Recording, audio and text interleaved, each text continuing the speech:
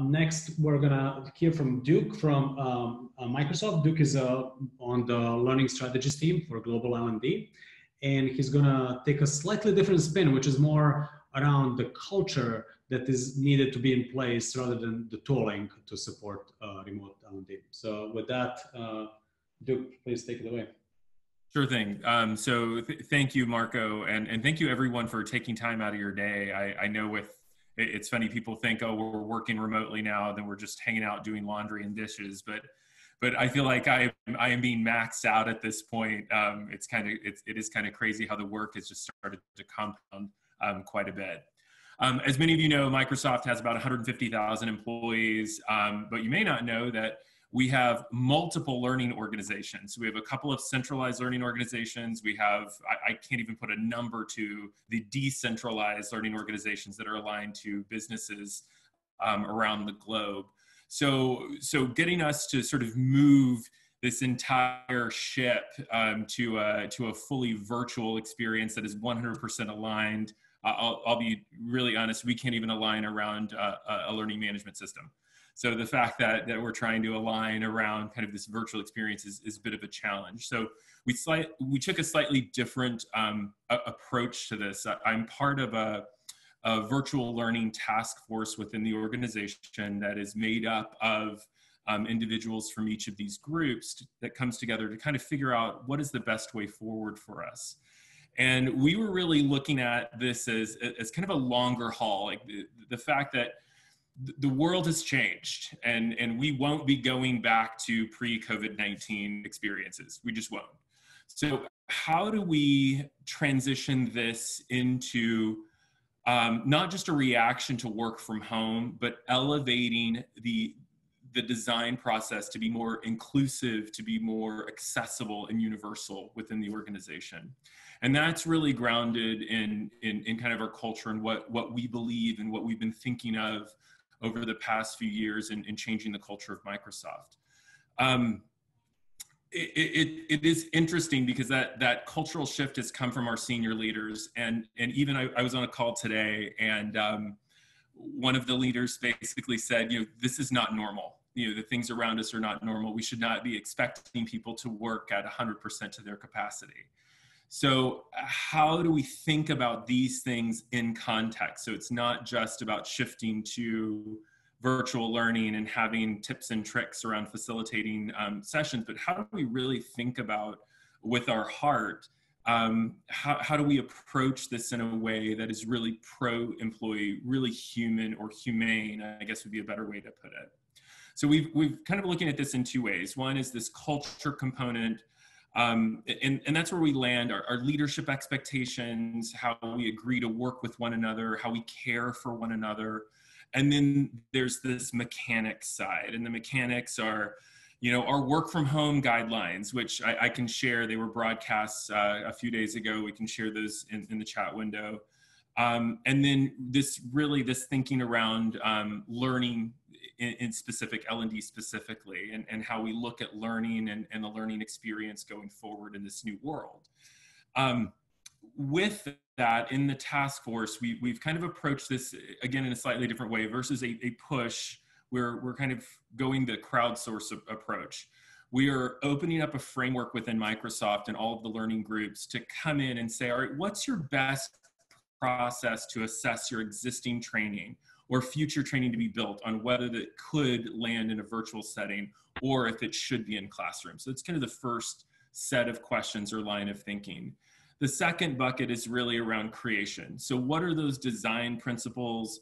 What are the things that we believe or can all agree on as far as best practices go for virtual learning and what that thinking is? And again, looking at this through the lens of inclusivity and accessibility across the board. And then the third is deployment. How do we look at facilitation and facilitation skills? Do we design for the facilitator, for that virtual facilitator? How do we look at large scale events? So if we have a meeting with 5,000 people, what does that look like?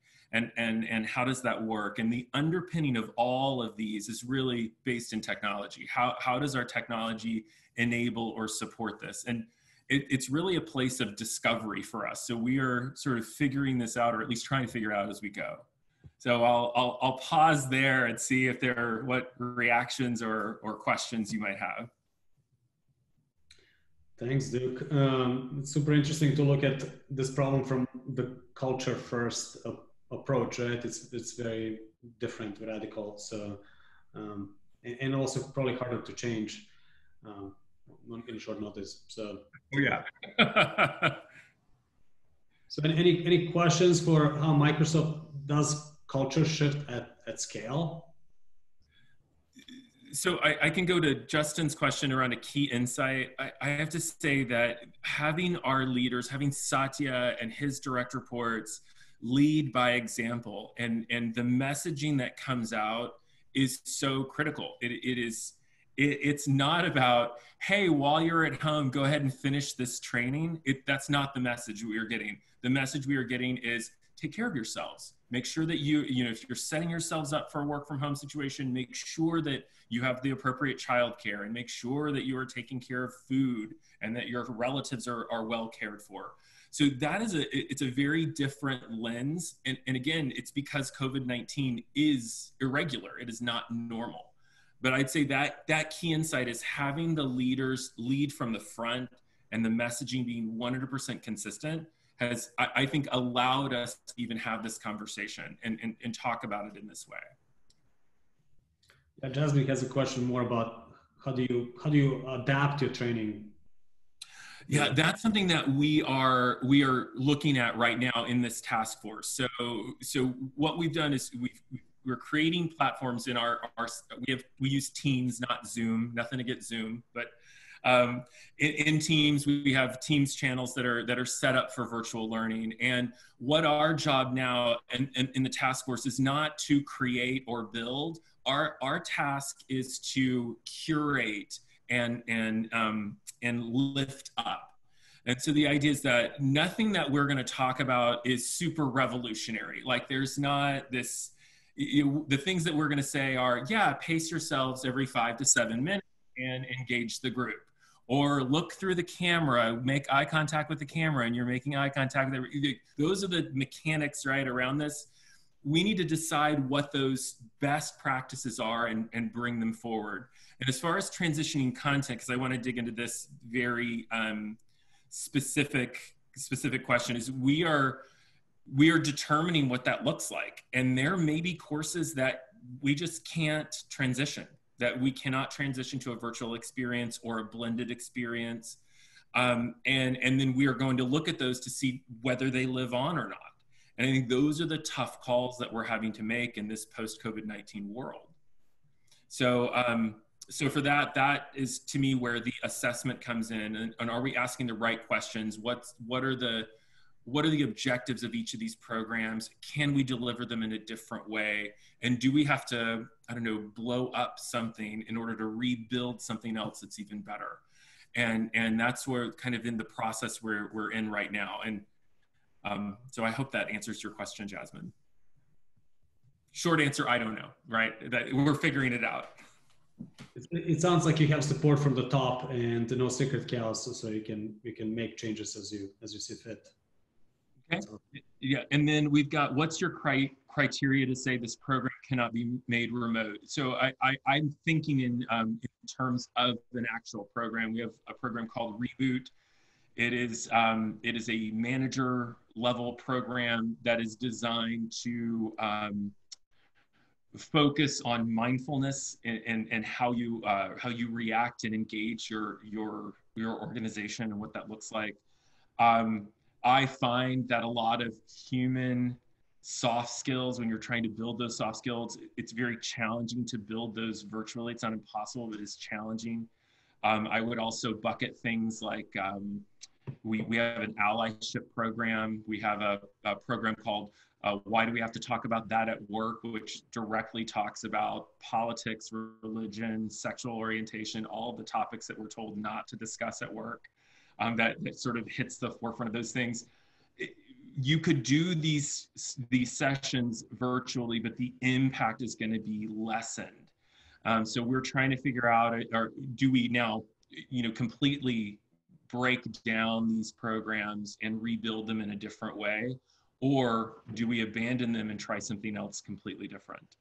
So, so Wanda, I hope that answers your questions around criteria. I would say anything that is human focused, it sort of skews harder to teach virtually. Any other questions? Yeah.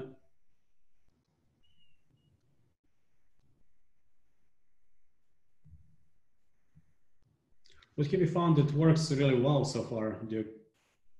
What was that? What have you found that works really well? What are you especially proud of? What are we? I would have to say just the openness of the people that I'm working with. We've got such intelligent, amazing individuals that are really want the best for the people that work here.